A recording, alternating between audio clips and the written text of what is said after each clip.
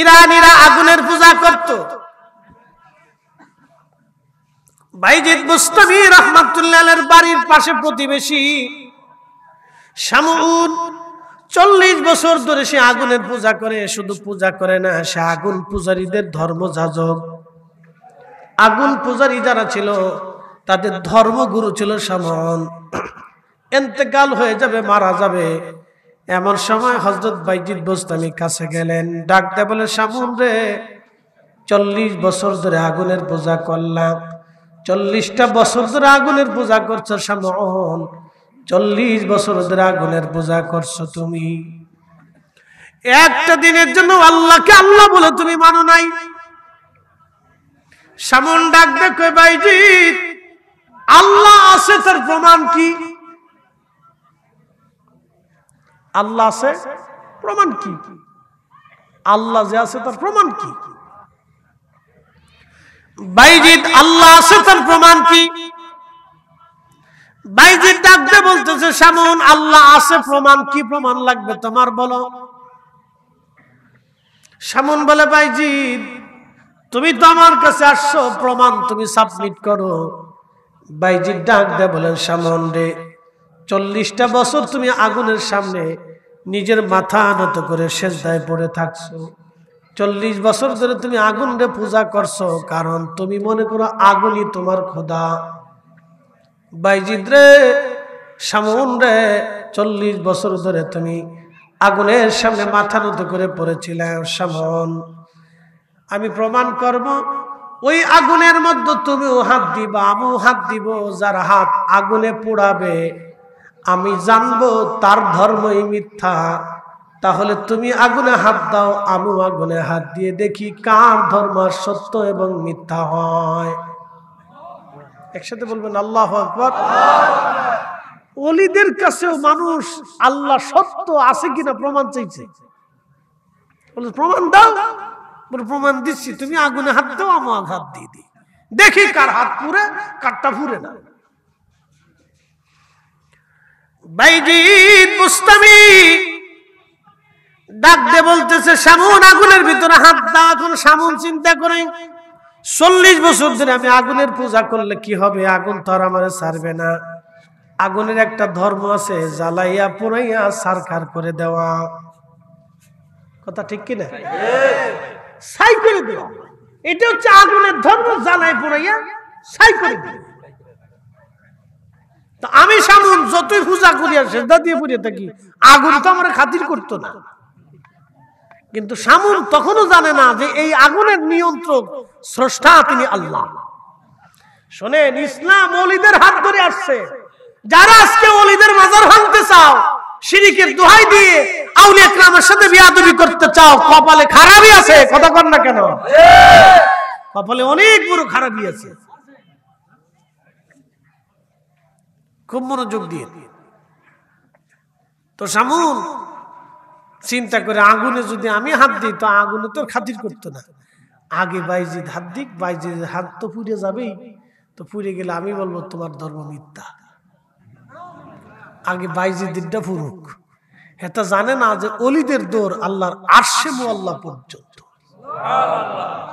রাসূলের সামনে সাহাবী মুসান্নিফ ইবনে আবি শাইবার ভিতরে ইমাম বুখারীর উস্তাদ ইমাম ইবনু শাইবা একটা হাদিস লিখছেন। ইমাম সুয়ুতি তিনি তিনার কিতাব জামিউস সগীরের ভিতরে লিখছেন। ইমাম মানাবী আত-তাইসিরের মধ্যেও লিখছেন। মনোযোগ দিয়ে। আল্লাহ রাসূলের সামনে এক সাহাবী, তার নাম হারেস। নবীজি ডাক দিয়ে বলেন, তোমার সকাল কেমন কাটে? বলে, হুজুর, পরিপূর্ণ ঈমানের সাথে কাটে। বলে, হারেস রে, তোমার ঈমানের হাকিকত কি? সব হাকিকতের হাকিকতও আছে, সব ভেদেরও ভেদ আছে, মানব দেহের ভিতরে ভেদ আছে, রহস্য আছে। একসাথে বলবেন আল্লাহু আকবার। মানব দেহের ভিতর রহস্য কি জানেন? আপনাদের সামনে ফরিদি সাহেব কথা বলতেছে, তার একটা নাম হচ্ছে ফরিদি, কিন্তু কথা যে বলতেছে তার বাহিরের যে স্ট্রাকচার, হাত নড়তেছে, এটা হলো একটা কায়া, বডি, ছায়া। এটা কায়া, একটা বডি, কিন্তু কথা ভিতরে বলতেছে। কি কথা কর না কেন?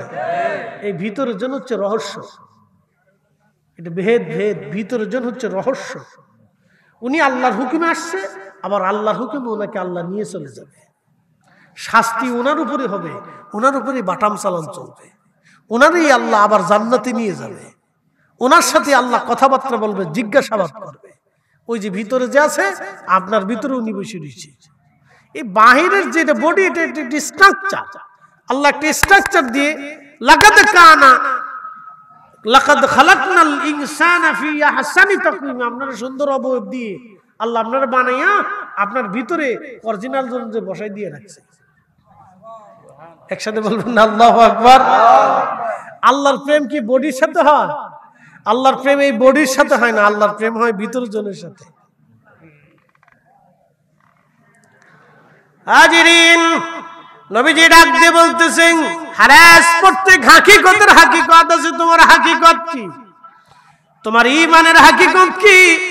সাহাবী ডাক দিয়ে বলতেছে, ইয়া রাসূলুল্লাহি কাআন্নি আনজুরু ইলা আরশি রাব্বি বারিজান, আমার ঈমানের হাকিকত আমি আপনার সামনে দাঁড়ায়া দাঁড়ায়া খোদার আরশে মুআল্লা দেখতেছি। সুবহানাল্লাহ। একসাথে জোরে বলেন আল্লাহু আকবার। সাহাবী যদি আরশে মুআল্লা দেখে, তাহলে আপনার নবী আজকের মাহফিল বুঝি দেখে না? জোরে জোরে জোরে বলেন, জোরে বলেন, জোরে। কাআন্নী আনজুরু ইলা আহলিল জান্নাহ ইয়াতাজাওয়ারুনা ফিহা, নবীজি আমি আপনার সামনে দাঁড়াইয়া খোদার জান্নাত দেখি, জান্নাতের ভিতরে জান্নাতীরা মুলাকাত করে আনন্দ করে তাও দেখি। জোরে জোরে জোরে জোরে জোরে জোরে। নবীর সামনে দাঁড়াইয়া সাহাবী যদি জান্নাত দেখে, তাহলে নবীজি আজকের মাহফিল দেখে না? জোরে বলেন, দেখে। এই তো সহজ। শুধু শুধু এটা তেনা ফেসাইয়া ফেসাইয়া আমরা বেদাতি বানাইছি। কি কথা কর না? আমরা কি বানাইছে? বেদাতি। আমরা খুব বেদাতি, বিরাট বেদাত করছি আমরা, একবার খুব জঘন্য বেদাত করে ফেলছি। আল্লাহ নবী ডাকতে বলতেছে, তারপরে কি? সাহাবী ডাকতে বলতেছে, কান্নি আনজুরু ইলা আহলিল নারি ইয়াতাদাওয়াউনা ফিহা, আল্লাহর নবী গো আমি জাহান্নাম দেখি, শুধু জাহান্নাম দেখি শেষ না, জাহান্নামীরা হট্টগোল করে কষ্ট করতেছে জাহান্নামে, আমি সাহাবী আপনার সামনে দাঁড়াইয়া দাঁড়াইয়া দেখি। জোরে বলা যাবে আল্লাহু আকবার। শামউন জানে না আল্লাহর ওলির দর কত দূর পর্যন্ত। বাইজিদ বুস্তামি বিসমিল্লাহ বলে আগুনের ভিতরে হাত ঢুকিয়ে দিলেন, আগুন জ্বলে রে বাইজিদ জ্বলে না। একসাথে বলেন, জোরে বলেন আল্লাহু আকবার। তেলের গাড়ি তেলে চলি, হাওয়ার গাড়ি হাওয়ায় উড়ে, বিনা তেলে চালায় গাড়ি নবী সুলাইমান। আমরা সেই মুসলমান, আমরা সেই মুসলমান। আগুন জ্বলতেছে, বাইজিদ জ্বলে না। শামউন ডাক দে বলতেছে, বাইজিদ হাত বের করে নিয়ে আসলেন। শামউন দেখো আমার হাত আগুনে পোড়াই নাই। শামউন ডাক দেখায়, বাইজিদ রে 40 বছর ধরে আগুনের সামনে মাথা নত করে পড়ে থেকেছি, পূজা করেছি, আর্চনা করেছি। 40 বছর পর আমার সাহস হলো না আগুনের ভিতরে হাত দিতে। বাইজিদ কোন ইমানে, কোন আমলে আজকে আগুনকে তুমি বাধ্য বানাইলা রে বাইজিদ? শামউন ওই আগুনের মালিক যে আমারও মালিক, সে আমি আগুনের মালিক, আমার মালিক এক মালিক রে আমি খুশি করেছে বিদায় আগুনের শব্দ হয় নাই আমার হাত পুরাইতে রে ভাই। শামউন বলে, বাইজিদ আর না, আমার কালেমা পড়িয়া মুসলমান বানাইয়া দাও।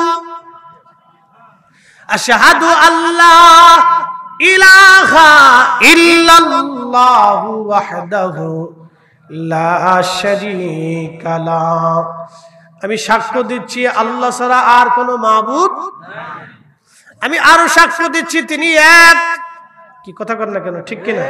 তার কোনো শরীক নাই, শরীক নাই, ছেলে মেয়ে স্ত্রী আর কোন খোদার অস্তিত্ব সৃষ্টিতে নেই।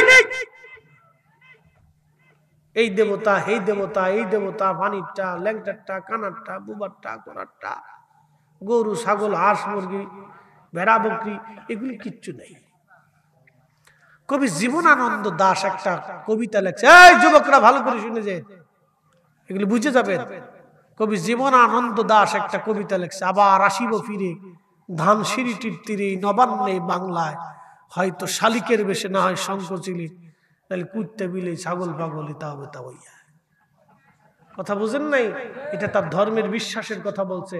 সনাতন ধর্মের বিশ্বাস হচ্ছে মানুষ মারা যাওয়ার পরে আবার সে পৃথিবীতে ফিরে আসে, হয়তো পাখির বেশে, না হয় কুত্তার বেশে, না হয় ছাগলের বেশে, না হয় গরুর বেশে। কথা বুঝেন নাই? এটা তাদের বিশ্বাস। এখন আমাদের বিশ্বাস কি?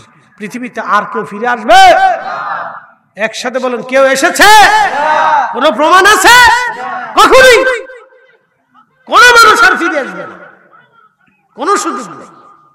আবার আসিব ফিরে ধানসিঁড়িটির তীরে নবান্নে বাংলায়, হয়তো শালিকের বেশে নাই শঙ্খচিলের বেশে, এটা সেটা হাঁস, মুরগি, কুত্তা, কাউয়া, এগুলির বেশে আর পৃথিবীতে আসার কোন সুযোগ নাই। উনাকে আল্লাহ পাঠিয়েছেন মায়ের রেহেম দিয়ে পৃথিবীতে আসছে, আবার কবরে নিয়ে যাওয়া হবে, প্রশ্ন হবে, সওয়াল হবে, জবাব হবে। অবিল আখিরাতি হুম ইউকিনুন, আপনাকে আখিরাতে বিশ্বাসী হতে হবে। আচ্ছা বলেন, কেউ যদি আখিরাতে পরিপূর্ণ বিশ্বাসী হয়, সেই লোকটা কি সুদ খাইতে পারে? ঘুষ খাইতে পারে? অন্যায় বিচার করতে পারে? কখনোই পারে না।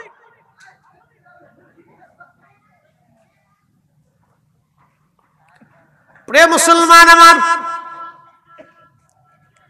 পৃথিবী বিখ্যাত একজন আল্লাহর ওলি, তার নাম হযরত আবু মুসলিম আল খাওলামি। একসাথে বলবেন আল্লাহু আকবার। বলতেছি, বলে হুজুর এই কথা কেন বলতেছেন? এগুলি আমাদের বিশ্বাস, আপনাকে পরিপূর্ণটা বুঝতে হবে। দেখেন, আবু মুসলিম আল খাওলামি তিনি কোন সাহাবী না, যদিও রসুলের জামানাতে তার জন্ম হয়েছে, তার বাড়ি ছিল মিশর। তো মিশর থেকে তিনি মক্কা মদিনা আসার পরে দেখছেন আল্লাহর নবী আর দুনিয়াতে নাই। তিনি হযরত আবু বকরের হাতে কালেমা পড়ছেন। তো হযরত ওমরের, আবু বকরের আমলে ওই যে ভণ্ড নবীদের উদ্ভব হয়েছিল না, বিভিন্ন নবী দাবি করছে, যেমন মির্জা গোলাম আহমদ কাদিয়ানি, এই ভারতে এই ব্রিটিশদের এই দালাল, হেতাই কইছিল আমি নবী। এই যে কাদিয়ানি ফেরকা, এই আহমদিয়া জামাত, তাদের নাম হচ্ছে আহমদিয়া জামাত। এই শুনতে হবে, বুঝতে হবে, আহমদিয়া জামাত, কাদিয়ানি ফেরকা। এই মির্জা গোলাম আহমদ কাদিয়ানি, সে বলল আমি নবী। ওরে ব্রিটিশটা তৈরি করে বলল তুই নবী দাবি কর, তোরে পয়সা করি, অর্থ করি, যা লাগে আমরা সব দেব। এখনো ব্রিটিশদের কাছ থেকে তাদের অর্থ করি আসে। এই যে বড় বড় কোম্পানি, প্রাণ ট্রান, এগুলো সব ওদের তৈরি। বুঝতে পারছেন? এই মির্জা গোলাম আহমদ কাদিয়ানি বললেন আমি নবী। আল্লাহ বললেন ঠিক আছে, তোমার নবুয়ত দেখাইতেছি। এটাই করছে কি, বাথরুমে ঢুকছে, তো বাথরুম ভাঙ্গে ভিতরে পড়ে গেছে। একসাথে বলবেন আল্লাহু আকবার। এখন 3 দিন পর্যন্ত উম্মতে নবী খুঁজে পায় না। তো নবী নবী নাই। 3 দিন পরে দেখা যায় যে নবী গু খাইয়ে মইরে ভুলে রয়েছে। একসাথে কোন আল্লাহু আকবার। এই কাদিয়ানীদের নবী পায়খানা খাইয়ে বাথরুমের ভিতরে ফুললে এমনি ঘুরে রয়েছে। দেখে বাথরুমের ভিতরে কাদিয়ানি ফুরে রয়েছে। শাস্তিটা কার? একসাথে বলতো না, কার শাস্তি? যুগে যুগে আল্লাহ রসুলের সাথে খোদাদ্রোহীরা এইভাবে শাস্তি পেয়েছে। খোদাদ্রোহীরা এইভাবে শাস্তি ভোগ করছে। মির্জা গোলাম আহমদ কাদিয়ানির আল্লাহ পায়খানা খাওয়ায় মেরে ফেলে দিল। নমরুদের আল্লাহ জুতা দিয়ে পিটায় মারল। ফেরাউনরা আমার আল্লাহ সুবায়ে সুবায়ে মারল। এইভাবে ক্ষুধাদ্রোহী যারা ছিল আল্লাহ তাদেরকে ধ্বংস করে দিয়েছে। আজকে যারা মুসলমানদেরকে হিট করতেছে, ভারতের মুসলমানদেরকে যারা নির্যাতন করতেছে, কয়েকদিন আগেও দেখলাম ভারতের একটা মসজিদ, ওই যে ইসকন যারা আছে বাংলাদেশে দেখবেন ইসকন, এরা উগ্রপন্থী, এরা জঙ্গি গোষ্ঠী, সন্ত্রাসী। এই ভারতের ইসকন আলারা মাঝে মধ্যে কোন কোন মসজিদকে তারা শহীদ করে দেয়। ওই মসজিদ বাঁচাইতে যায় 3 জন মুসলমানকে তারা হত্যা করেছে। এরকম হাজার হাজার ভারতের মুসলমানদেরকে তারা মাঝে মধ্যে মেরে ফেলে দেয়, দাঙ্গা হাঙ্গামা সৃষ্টি করে। বাংলাদেশে হিন্দু মুসলমান নিয়ে কোনোদিনও ঝগড়া ফাসাদ ছিল না। আজকে ইসকন নামক উগ্রপন্থী দলটা আমাদের দেশে হিন্দু মুসলমানের বিভেদ তৈরি করার জন্য দাঙ্গা বাঁধানোর চেষ্টা করতেছে। কথা বলেন ঠিক কিনা? সতর্ক থাকতে হবে এগুলি দিয়ে। আমার জীবনের লাইফে আমি কোনোদিন দেখি নাই যে বাংলাদেশে হিন্দু মুসলমানের দূরত্ব ছিল। হিন্দুরা আমাদের বাজারে ব্যবসা করছে, আমরা তাদের সাথে ব্যবসা করি। গত রমজানে আমি নিজেও হিন্দুর দোকান থেকে মাল কিনে নিয়ে আমি যাকাত দিচ্ছি, তার আগেও দিছি। দাদা আসবেন আমার এলাকাতে, আমি গেলে গেলে হিন্দুরা আমার যথেষ্ট সম্মান করে। হিন্দু মুসলমানের আমরা কোনো দূরত্ব দেখি না। ধর্মীয় মত পার্থক্য আছে, কিন্তু ব্যবসা বাণিজ্য, উঠা চলা ফিরা, সামাজিকতা, রাজনীতি আমরা একসাথেই করি। কি কথা কন না কেন? এই ইসকন এসে হিন্দু মুসলমানের দূরত্ব তৈরি করে দিয়ে সাম্প্রদায়িকতা সৃষ্টি করার চেষ্টা করতেছে। এটা আমরা বাঙালিরা মানব না। কথা কন ঠিক কিনা? আমরা একসাথে মিলেমিশে আছি, এই সারা বছর চলতেছে এইভাবে। এগুলো উগ্রতা। প্রিয় উপস্থিতি, খুব মনোযোগ দিবেন। হাজিরিন, আবু মুসলিম আল খাওলামি কালেমা পড়লেন। কালেমা পড়ার পরে আবু রহমতুল্লাহ আলীর বাড়ির পাশে সামনে ছিল আগুনের পূজারি। কিসের পূজারি? বাইজিদ বুস্তামির বাড়ি হচ্ছে ইরানে। তো সাবেক ইরানিরা, প্রাচীন ইরানিরা আগুনের পূজা করত। ভারতবর্ষে যেমন মূর্তি পূজা করে, দেবতার পূজা, এই পূজা, পাথর পূজা, গাছ পূজা, বিরাট একটা গাছ দেখলে গাছের নিচে মোমবাতি জ্বালাই দিয়ে বাস ওখানে সেজদায় পড়ে গেছে, পূজা অর্চনা শুরু করছে, ভাবে এডি আমার ক্ষুধা। বিরাট একটা গাছ দেখলে ভাবে এডি ক্ষুধা, গাছের ভিতরে ক্ষুধা ঢুকে গেছে। কি পাগল! হ্যাঁ, এটাই ক্ষুধা। বড় বট গাছ দেখবেন, ওই বট গাছের নিচে মোমবাতি জ্বালাই দিয়ে বা সেজদায় পড়ে গেছে, এটাই ক্ষুধা।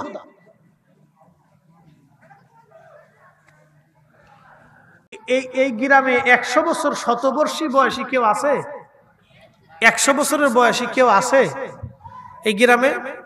100 বছর বয়স কেউ আছে? তার অর্থ কি? অর্থ হচ্ছে 100 বছর আগে যারা এই কি বলে জগন্নাথপুরে ছিল, আজকে কিন্তু তারা নাই, তারা সবাই মাটির নিচে। আর আগামী 100 বছর পরে আমরাও সবাই মাটির নিচে। কি কথা ঠিক কিনা?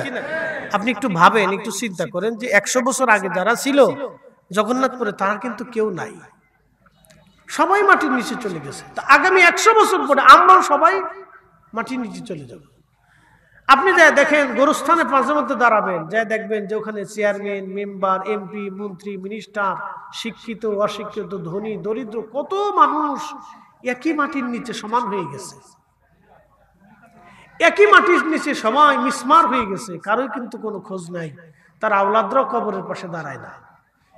200 বছর আগে, 300 বছর আগে যারা কবরে চলে গেল, তাদের কবরের পাশে দাঁড়ানোর আজকে কেউ নাই, কেউ নাই। ঠিক আমাদেরও সেম, 200 বছর পরে আমাদের কবরের পাশে কেউ দাঁড়াবে না। এটা কিন্তু চিরসত্য।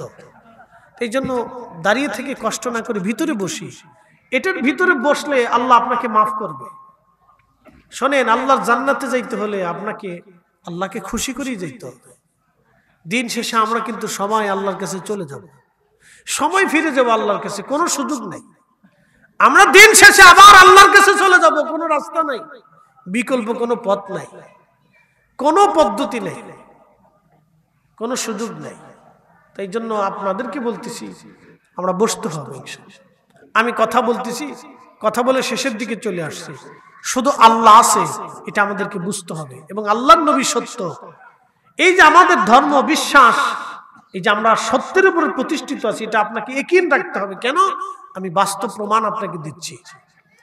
তো পৃথিবী বিখ্যাত ওই সেই কঠিন যুদ্ধ চলতেছিল, ভণ্ড নবীদের উদ্ভব, মুসাইলামতুল কাজ্জাব থেকে শুরু করে সারা আরবে তখন বিভিন্ন নবীদের উৎপত্তি হল।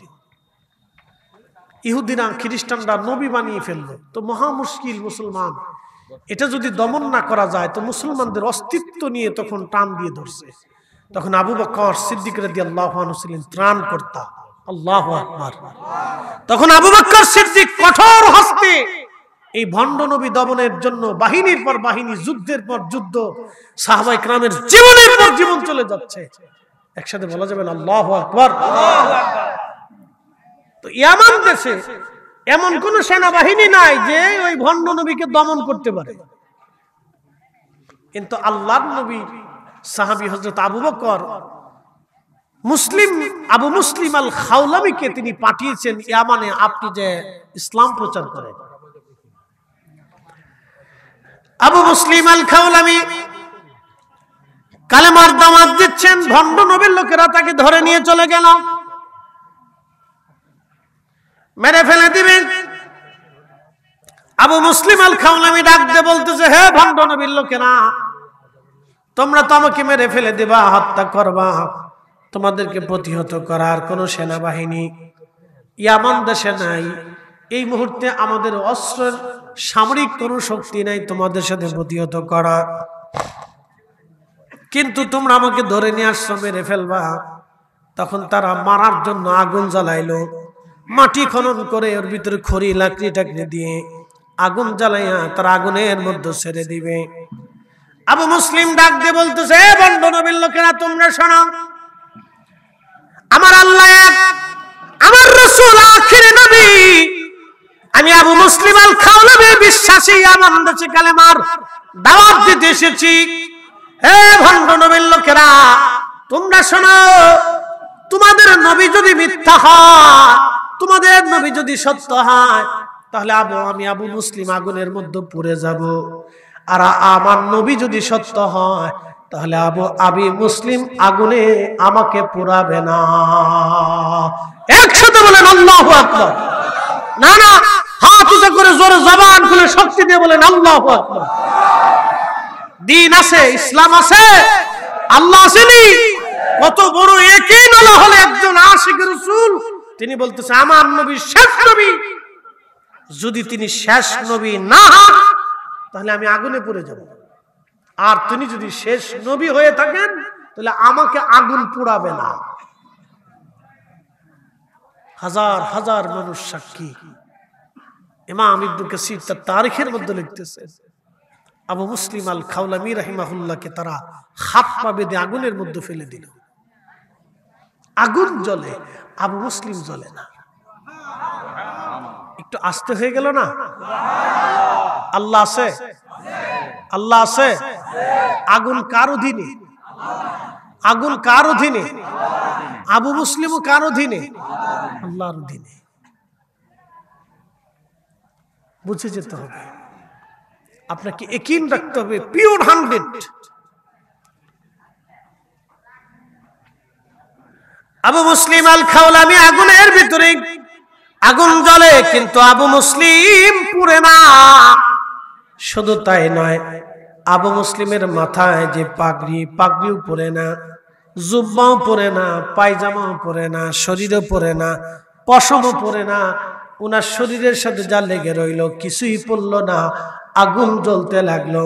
এখন প্রশ্ন করি, জবাব দিবেন, আগুন যখন জ্বলে আগুনের ভিতরে কি অক্সিজেন আছে? না, নাই। আগুনের ভিতরে কোনো অক্সিজেন নাই, এই জন্য মানুষ মারা যায়। দেখবেন আগুনে দ্রুত গতিতে মানুষ কেন মরে যায়? এর ভিতরে অক্সিজেন নাই। এই যে অনেক সময় ধোঁয়া, প্রচন্ড ধোঁয়ার ভিতরে, ঘরের ভিতরে আটকে যায়, দ্রুত গতিতে মারা যায়, কারণ অক্সিজেন শেষ হয়ে যায়, যার কারণে সে দ্রুত গতিতে মৃত্যু সংঘটিত হয়। এই জন্য আগুন জ্বলতেছে, আবু মুসলিম জ্বলে না। তখন আগুন যখন জ্বলে তো আগুনের ভিতরে তো অক্সিজেন নাই। তা আবু মুসলিমের ভিতরে, তার এই আগুনের ভিতরে অক্সিজেন সাপ্লাই কে দিছে? আপনাকে দিন বুঝতে হবে, ইসলাম বুঝতে হবে। কারণ অক্সিজেন আল্লাহর নিয়ন্ত্রণে, আগুন আল্লাহর অধীনে, অক্সিজেন আল্লাহর অধীনে, আবু মুসলিম আল্লাহর অধীনে। আবু মুসলিম চ্যালেঞ্জ দিয়েছে, আমার রাসূল শেষ নবী, আমার আল্লাহ শেষ নবী, আমার আল্লাহ শেষ নবী, এই নবীর পরে আর কোন নবী নাই। আমার নবী যদি হক হয়ে থাকে তাহলে আমি মুসলিম আগুনে পুরব না। হযরত ওমর, আবু বকরের জামানায় আল্লাহু আকবার, তখন সাহাবে কেরাম লক্ষ লক্ষ সাহাবী জিন্দা, হাজার হাজার সাহাবী তখন জিন্দা। বুঝে যান, সেই দিন আগুন জ্বলল, আবু মুসলিম পুরল না, ভণ্ড নবী পলিয়ে চলে গেল। অনেকেই ঈমান গ্রহণ করলো। এই দৃশ্য দেখার পরে ভণ্ড নবীদের উৎপাত ইয়ামান থেকে চিরদিনের জন্য চলে গেল। একসাথে বলবেন না মারহাবা? এরা মুসলিম। আবু মুসলিম আল খাওলামি তিনি আগুন থেকে বেরিয়ে আসলেন। আগুন থেকে বেরিয়ে আসার পরে বহু বিধর্মীরা কালেমা পড়ে মুসলমান হয়ে গেল। ভণ্ড নবীর লোকেরা পালিয়ে চলে গেল। আবু মুসলিম আল খাওলামি সুদূর ইয়ামান থেকে মদিনার দিকে রওনা হয়ে গেলেন। হযরত ওমর ইয়ামান এবং মদিনার রাস্তার পাশে দাঁড়িয়ে থাকেন। দিনের পর দিন আবু মুসলিম আসবে, আমি আবু মুসলিমকে রিসিভ করব, কারণ আবু মুসলিম হলো এই উম্মতের ইব্রাহিম। হযরত ওমর পথের পাশে দাঁড়ানো, দিন গুনতেছে, কবে আসে কবে আসে। সকাল থেকে সন্ধ্যা দাঁড়িয়ে থাকেন, প্রত্যেক দিন দাঁড়ায় আছেন আবু মুসলিম আল খাওলামি আসবে। এই উম্মতের ইব্রাহিমকে আমি ওমর দুই নজর দিয়ে দেখতে চাই। আগুন জ্বলল কিন্তু আবু মুসলিম পড়ে না। হাজিরিন, কুরআনে আল্লাহ বলে দিলেন, আল্লাযীনা আমানু ওয়া কানু ইয়াত্তাকুনা লাহুমুল বুশরা ফিল হায়াতিদ দুনিয়া ওয়া ফিল আখিরাহ।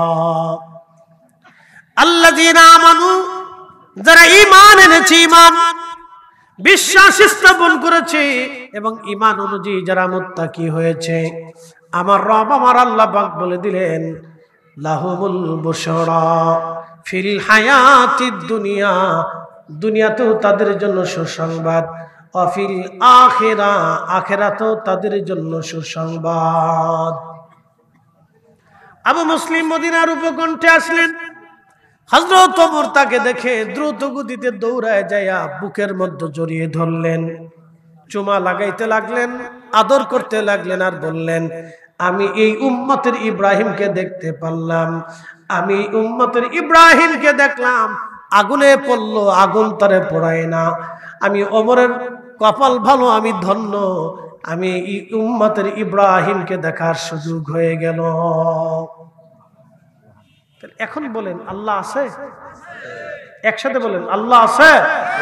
আমার নবী সত্য, তাতে কোনো সন্দেহ আছে? কোনো সন্দেহ নেই। অতএব আমরা বহু দেবতায় বিশ্বাসী না, আমরা এক খোদায় বিশ্বাসী। কথা বলেন ঠিক কিনা? আমরা এক মালিকই বিশ্বাসী। প্রিয় উপস্থিতি আমার, এগুলো আপনাদেরকে বুঝতে হবে। কাজী নজরুল লিখেছেন, আল্লাহতে পরিপূর্ণ ঈমান কোথা সে মুসলমান। আল্লাহতে পরিপূর্ণ ঈমান কোথা সে মুসলমান। সেই মুসলমান কোথায় পাওয়া যায় যে পরিপূর্ণ আল্লাহতে বিশ্বাসী? তাহলে আবু মুসলিম আল খাওলামির অন্তরে কি পরিমাণে আল্লাহর প্রতি ইয়াকিন এবং তার রাসূলের প্রতি ইয়াকিন থাকলে একজন ব্যক্তি আগুনের ভিতর ঝাঁপিয়ে পড়তে পারে।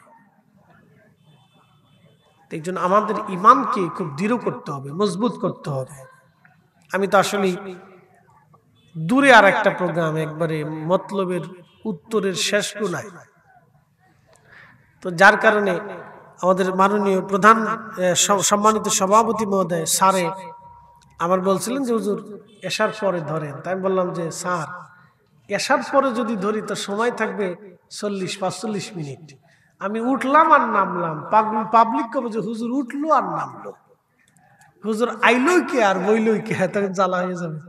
তো এই জন্য প্রথম থেকে এই পর্যন্ত আপনাদেরকে নিয়ে আমি নীতিদীর্ঘ আলোচনা করার চেষ্টা করছি। মুসল্লি প্রথমেও যা, শেষেও তা। একসাথে বলবেন আলহামদুলিল্লাহ। মাগরিবের পর থেকে আপনারা এসে বসে বসে আপনারা কথা শুনতেছেন। এই দীর্ঘ আলোচনাতে এই আল্লাহ শ্রোতা বক্তা সবাইকে আমল করার তৌফিক দিক বলেন আমিন। আমরা আকাইদে আহলে সুন্নাত ওয়াল জামাতের উপর প্রতিষ্ঠিত থাকব। বলেন আমাদের নবী শেষ নবী, নবীর পরে আর কোন নবী হবে? নবী আসবে? নবী আর লাগবে? কোনো প্রয়োজন নেই, নবীর কোনো দরকার নেই। উনি শ্রেষ্ঠ নবী, সর্বকালের সর্বশ্রেষ্ঠ মহামানব। এমন অনুপম চরিত্র আদর্শ ছিল তার, যার আদর্শে অনুপ্রাণিত হয়ে আমরা মুসলমান হয়েছি, আমরা পৃথিবীতে শ্রেষ্ঠত্ব নিয়েছি। দেখেন মেসাক থেকে শুরু করে ঘুম থেকে শুরু করে ঘুম থেকে উঠা থেকে ঘুমোতে যাওয়ার আগ পর্যন্ত, আবার ঘুম পর্যন্ত আমাদেরকে কিভাবে চলতে হবে আল্লাহ নবী পুঙ্খানুপুঙ্খ ভাবে, হ্যাঁ পুঙ্খানুপুঙ্খ রূপে আল্লাহ আমাদের নবী আমাদেরকে প্র্যাকটিক্যাল শিখিয়েছে। মেসাজ কেমনি করতে হবে, স্যানিটাইজেশন কেমনি করতে হবে, পোশাক পরিচ্ছদ কিভাবে রাখতে হবে, আমার পথ চলাটা কেমন হবে, আমার আচরণটা কেমন হবে, আমার হাসিটা কেমন হবে, আমার খাবারটা কেমন হবে, আমার প্রতিবেশী আমার কাছে কেমন চলবে, আমার আত্মীয়তার সাথে আমার সম্পর্ক কেমন রাখতে হবে, আমার সহপাঠীদের সাথে আমার সম্পর্ক কেমন হইতে হবে, আমার ব্যবসাটাও কেমন হবে, আমার খাবারটাও কেমন হবে, আমার স্ত্রীর সাথে কিভাবে আমি সময়টাকে মেনটেন করব, আমার বাচ্চাদের হক কিভাবে আদায় করব, একবারে সারা জীবনের যা যা প্রয়োজন আছে আমাদের রাসূল আমাদেরকে সেইভাবে শিখাই দিয়ে গেছে। কথা বলেন ঠিক না ঠিক? সব শিক্ষা দিয়ে গেছে। অতএব আল্লাহ রাসূলের শিক্ষার উপরে আর পৃথিবীতে আর কারো শিক্ষার কোনো প্রয়োজন নেই। তিনি সর্বশ্রেষ্ঠ, তিনি সর্বকালের সর্বশ্রেষ্ঠ। অতএব ওই রাসূলের গোলামি আমাদের দরকার। কথা বলেন ঠিক কিনা? ওই রাসূলের উপরে আমাদের পরিপূর্ণ ইস্তেকামাত, বিশ্বাস এবং নিজেদের জীবন পরিচালিত করতে হবে। আল্লাহ তৌফিক দিক বলেন আমিন।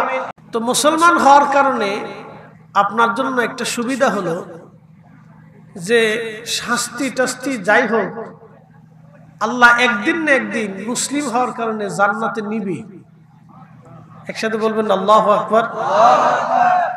শাস্তি রিমান্ড যাই হোক, যত বছরই হোক, ধরেন এই জেলখানাতে বিচারকরা বিচারে কারো 10 বছর, কারো 20 বছর, কারো 50, এরকম 12 বছর 14 বছর ধরে জেল শাস্তি দিয়ে থাকে। এরপরে সে বেঁচে থাকলে বের হয়। তো আমরা মুসলমান হওয়ার কারণে সুবিধা হচ্ছে যে আল্লাহ শাস্তি যতদিনই দিক, জাহান্নামে দিক আর কবরেই দিক আর হাসরেই দিক, শাস্তি দেওয়ার পরেও আল্লাহ একদিন না একদিন মুসলিম হওয়ার কারণে জান্নাতে নিবি। একসাথে বলবেন আল্লাহু আকবার, না আরো জোরে বলেন নিবি।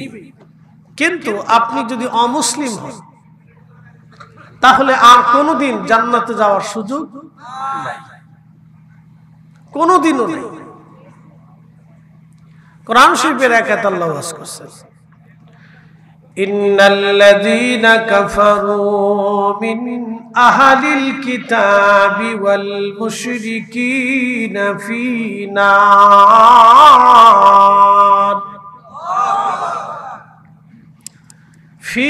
নারি জাহান্নাম খালিদিনা ফীহা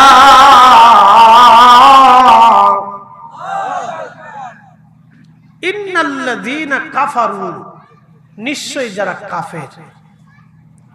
কাফের কিন্তু কোনো গালিটালি না, বকাঝকাও না। কাফের আরবি শব্দ, এর অর্থ হচ্ছে অবিশ্বাসী। তো অবিশ্বাসী কিসের উপরে? এক আল্লাহতে যারা বিশ্বাসী না। কয় আল্লাহ? জোরে বলেন কয় মালিকে? কয় রবে? এক রবে।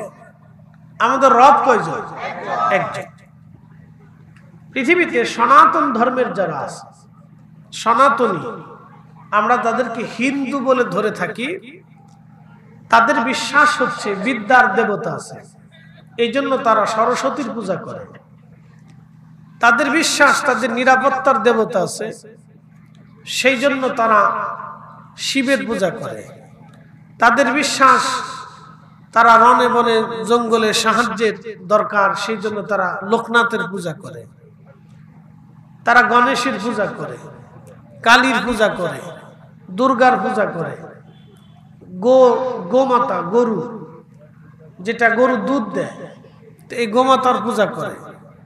তারা মনে করেন যে গরু যেহেতু দুধ দেয় তাহলে এটাই আমার দেবতা, এটাই আমার ভগবান, এটা তাদের বিশ্বাসে। এইরকম দেবতা হতে হতে হতে হতে তাদের বিশ্বাসে দেবতা আছে 33 কোটি। কত কোটি? সারা পৃথিবীতে হিন্দু আছে কত কোটি? 100 কোটি ধরে, অথবা প্লাস সামথিং, 120 কোটি ধরলাম। তো পৃথিবীতে যদি হিন্দু 120 কোটি থাকে সনাতনী, তাহলে দেবতা যদি 33 কোটি হয়, তাহলে এক একজন দেবতা কতজন ভাগে পাইছে? কথা বুঝেন নাই আমার? না, আমি পরিসংখ্যান বলতেছি, তাদের নিন্দা করতেছি না, তাদের বিশ্বাসের কথা বলতেছি। যে 33 কোটি যদি দেবতা হয়, তাহলে এক একজন দেবতা যদি 3 জন করে ভক্ত নেয় বা বান্দা নেয়, তাহলে কত কোটি হলো? 100 কোটি। তাহলে এক একজন দেবতা 3 জন ভাগে পাইছে, অথবা 4 জন ভাগে পাইছে যদি 33 কোটি দেবতা হয়। এটা তাদের বিশ্বাস। এই জন্য আল্লাহ বলছেন ইন্নাল্লাযীনা কাফারু, যারা অবিশ্বাসী। কিসে অবিশ্বাসী? যারা আল্লাহতে অবিশ্বাসী। তো প্রথমে আমি আপনাদেরকে বুঝাইতেছি, মনোযোগ দিবেন। তো তাদের বিশ্বাসে হচ্ছে দেবতা, অনেক দেবতা, বিদ্যার দেবতা, খাবারের দেবতা, পাহাড়ের দেবতা, আসমানের দেবতা, পানির দেবতা, নিরাপত্তার দেবতা, সুস্থতার দেবতা, ব্যবসার দেবতা, লাভের দেবতা, এইরকম অনেক দেবতায় তারা বিশ্বাসী। এখন বলেন আমরা কয় রবে বিশ্বাসী? একসাথে বলেন কত? বলেন আমাদের রব কয়জন? রব কয়জন? আমরা এক রবে বিশ্বাসী। কথা বলেন ঠিক না বেটি? আমাদের এক রবই তামাম সৃষ্টি, তামাম মহাজগৎ, ভূমণ্ডল আর নভমণ্ডলে যাহা কিছু আছে সব তিনি একাই নিয়ন্ত্রণ করেন। কথা ঠিক কিনা? বাতাস যে সময় দরকার সে সময় তিনিই দেন। এখন শীত আসতেছে, দেখেন শীত যদি আল্লাহ চাইতেন তাহলে নভেম্বরের 1 তারিখে এক রাতেই সমস্ত শীত আল্লাহ দিতে পারতেন, কিন্তু এক রাতে দেন না, ধীরে ধীরে ধীরে ধীরে ধীরে ধীরে শীত আসতেছে। যদি এক রাতে দিতেন তাহলে পশু পাখি মানুষ মারা যাইত। সমস্যা কি রে? না একটু বাড়াও, অসুবিধা নেই, না বাড়াই তো কথা বলা যাবে না। যদি এইটা একটু ঘোরাই দেওয়া লাগে তো দিয়ে দাও, অসুবিধা নেই। এটা হালকা যদি ঘোরানো লাগে তো ঘোরাই দিয়ে একটু বাড়াই দাও, তো ঠিক আছে। না তার সার্ভিস ভালো আছে, সমস্যা নেই। তো মাশাআল্লাহ, তো খুব মনোযোগ দিয়ে এই কথাগুলো আমাদেরকে বুঝতে হবে। আমরা কোন ধর্মের নিন্দা করব না, সেটা তাদের, তার বিশ্বাস তার আছে, ওটা তার থাকতে পারে, ওটাতে আমাদের কোনো বক্তব্য নেই। যার যার বিশ্বাস নিয়ে পৃথিবীতে শেষে বেঁচে থাকে। তো প্রত্যেক ধর্মেরই এক একটা বিশ্বাস আছে। তো আমাদের রব যিনি তামাম সৃষ্টি, ভূমণ্ডল নভমণ্ডল, তিনি একসাথে নিয়ন্ত্রণ করেন। শীত আল্লাহ যদি চাইতেন একদিনে একসাথে দিতে পারতেন, কিন্তু কেন দেন নাই? যে একসাথে এক মুহূর্তেই যদি শীত আল্লাহ দিয়ে দিতেন তাহলে পৃথিবীর মানুষ, পশু পাখি বহু মারা যেত, বিভিন্ন রোগে আক্রান্ত হতো। এই জন্য শীতটাকে আল্লাহ ধীরে ধীরে ধীরে ধীরে ধীরে ধীরে দিচ্ছেন। একসাথে বলা যাবে আল্লাহু আকবার। এই জন্য তিনি রব্বুল, একসাথে বলেন রব্বুল। তিনি রব শব্দের অর্থ হচ্ছে লালন পালন কর্ণে বলা। তিনি লালন পালন করে, বাবা মাকে দিয়ে সন্তানকে, সন্তানকে দিয়ে তার সন্তানকে, এইভাবে তিনি লালন পালন করতে থাকেন। সূর্যের আলো উদয় হয় পশ্চিম পূর্ব আকাশ থেকে, সূর্য উদিত হয়। আচ্ছা বলেন তো, আল্লাহ ইচ্ছা করলে সমস্ত সূর্যের আলোগুলি সকালবেলা থেকেই, ফার্স্ট টাইম থেকে প্রখরভাবে দিতে পারতেন, কিন্তু দুপুরে প্রখর করে দেন, আবার ধীরে ধীরে ধীরে ধীরে সূর্যের আলোটা কিন্তু প্রখরতা কমতে থাকে। একসাথে সব গরম দেন না। এই প্রক্রিয়াটা কার? একসাথে বলে। ধরেন যদি সূর্যের ক্ষুধা আলাদা থাকতো আর রাতের ক্ষুধা ভিন্ন হতো, তাহলে পৃথিবীতে কি পরিস্থিতি হতো বলেন তো?